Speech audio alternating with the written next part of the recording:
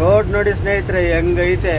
ಯಾವ ಗುಂಡಿ ಬಿಡೋದು, ಯಾವ ವಿದ್ಯುತ್ ಬಿಡೋದು, ಸಾಕಾಗ್ಬಿಡೈತೆ ನೋಡಿ. ಮಳೆ ಅದ್ರಾಗೆ ಪಾಲ್ಟಿವ್ ಬೇರೆ ಅರ್ಜೆಂಟ್ ಮಾಡ್ತಾರೆ.